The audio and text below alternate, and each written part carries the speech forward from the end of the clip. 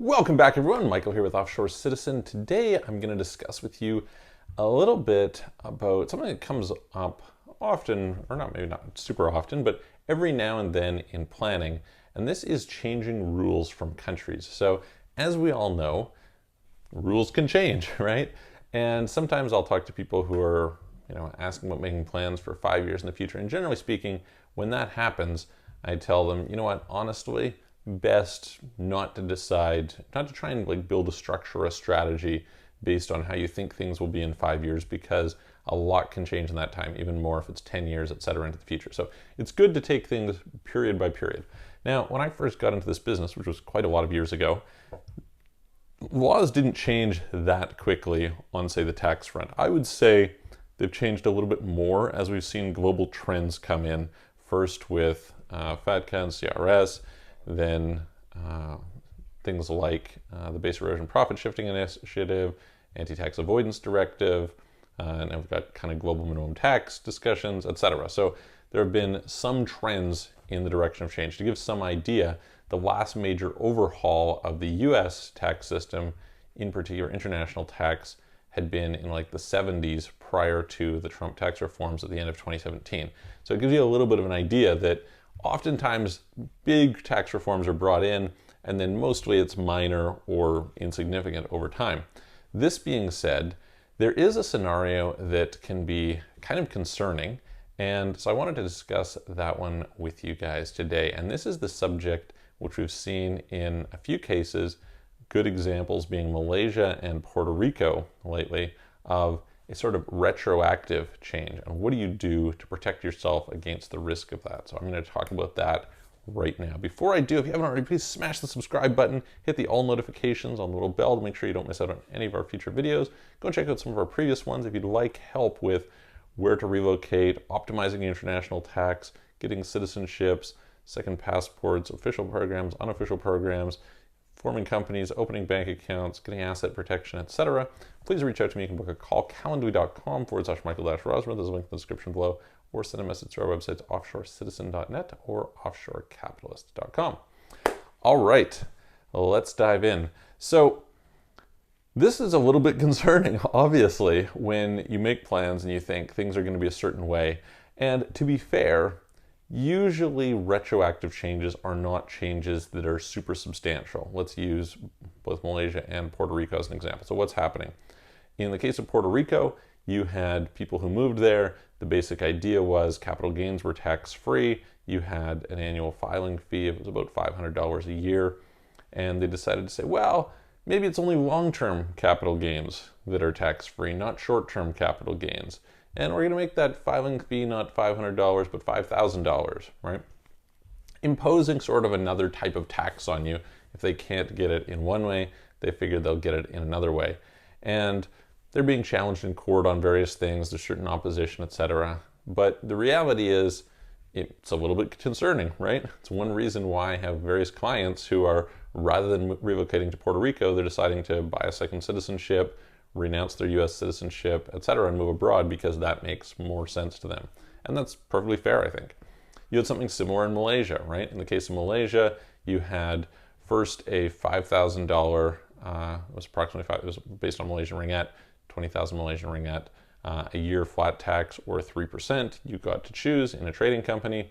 Then they eliminated the 20,000 Malaysian ringgit minimum tax, just 3%. Okay, still not a big deal, and it wasn't retroactive. Then they came in and they said, all right, we're going to kind of change who it is that's going to apply to. We're not really that clear on it. We've got a few categories. Oh, sorry, retroactively to the previous years, we decided, you can't qualify for that. And again, they're being challenged in court on it. We'll see how it plays out, etc. But it's one of these things that's concerning. So the question becomes, how is it that we protect ourselves from that, and what do we do?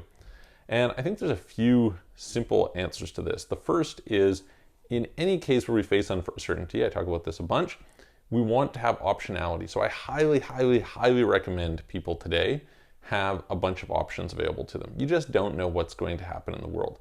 This typically means bank accounts in multiple countries, citizenships in multiple countries, residencies in multiple countries, possibly assets, homes, something like that in multiple countries. So by doing that, if it turns out that any one goes bad, especially if they're non-correlated, the likelihood that a bunch of them go bad or go bad at the same time is pretty unlikely. So that's going to give you much more flexibility. It turns out that this usually means higher quality of life because there's no perfect country, but there might be a perfect set of countries, so you can chase the weather or whatever. That's great. It gives you a greater sense of freedom. You'll probably have greater travel freedom, etc. You're probably going to be more enhanced in the fact that you're more worldly. You get to meet more people. You're more well-rounded as a person. You've got access to more investments, etc., etc. So there's lots of fringe benefits that come from doing this, even if you don't need to take the optionality. But I think it's really, really smart. So this is where, getting a permanent residency in Mexico, spending the 20 grand or whatever to do so makes sense just as an option because, hey, you only have to do it once and it lasts long term. Great. There was a lot of people who, prior to them bringing in the prior to them changing the Panama Friendly Nations visa, decided to go and set that up.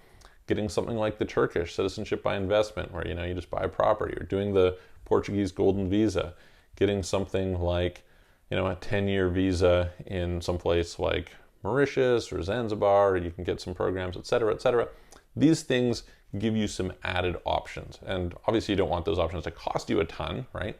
If you're saying, well, should I get an added option of the Maltese citizenship? Well, if you're a billionaire, then probably it's a good idea. If you're somebody who is, so substantial amount of their net worth, probably not the best idea unless you really need it, right?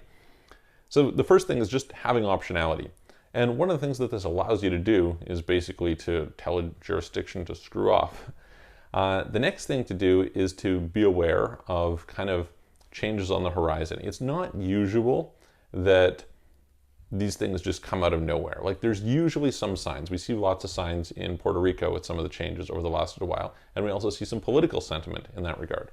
Similarly, there was a lot of uncertainty in Malaysia prior to going there. The third thing that I would pay attention to is, what is the rule of law to protect you? So generally speaking, in a lot of countries, you're protected by law that they can't just go and retroactively make these kinds of changes to you, right?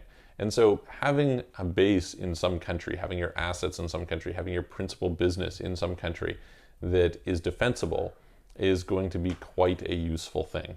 So I would recommend all of these as part of your strategy. So diversification between multiple options. Like I said, multiple countries with bank accounts, multiple countries for residencies, multiple countries for citizenships, multiple countries for assets or investing, possibly multiple countries for companies.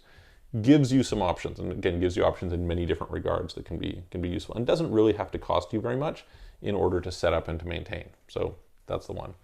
Second is, being aware of what are the trends in that area and being able to kind of pivot accordingly. The good news is, for those people who get into those situations, there's often some ways you can plan your way out of it. So it's a little bit like if you're in a trade and the trade goes bad, there's ways you can trade your way out of it in many, many situations. Similar sort of situation here, right? There's some ways that by redirecting things. However, it's much easier to do that if you've already got some of these other options set up and you can pivot. So that's helpful. And then, the last one is choosing your jurisdictions as ones that are more likely to be stable, or at least will defend you, is a great idea. So I hope that helps. If you have any questions, put them in the comments below, and I'm going to look forward to seeing you guys on the next video.